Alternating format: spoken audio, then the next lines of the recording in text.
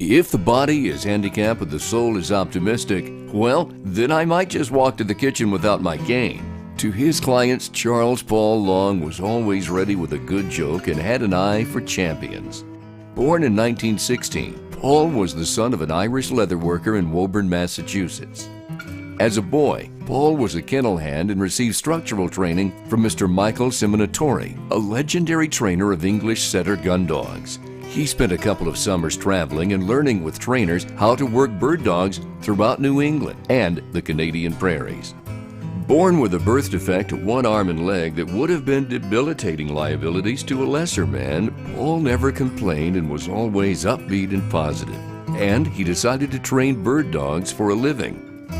At the age of 18, Mr. Elias Vale, the Goodwill ambassador for the Gaines Feed Company, employed Paul and introduced him to the wealthy owners of competitive dogs. Dr. John Meacham hired Paul to train a dog that was featured at the time as star for an advertising poster of a major soft drink company. He spent 17 seasons as a trainer at the DeVat Plantation in South Carolina. When Paul traveled south, he often stayed at the Finger Farm boarding house in Lincolnton, North Carolina, where he met his wife, Virginia, an amateur artist. They lived several years in Burlington, Massachusetts before finally settling in Lincolnton, North Carolina, where they owned and operated a kennel and training quarters.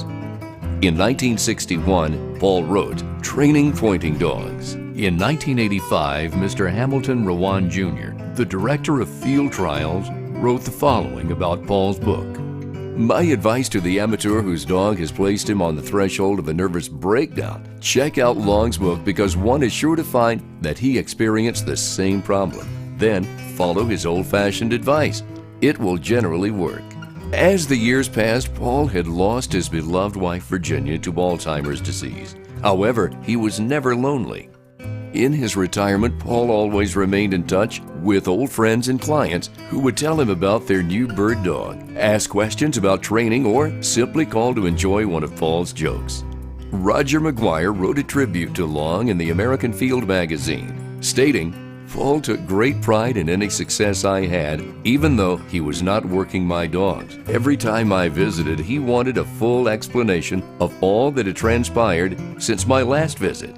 Typical of Paul's good humor and positive attitude was his comment about Tar Heel Shadow's win of the National Open Shooting Dog Championship. Paul said, "You made me feel so good. I think I'll try to walk to the kitchen without my cane."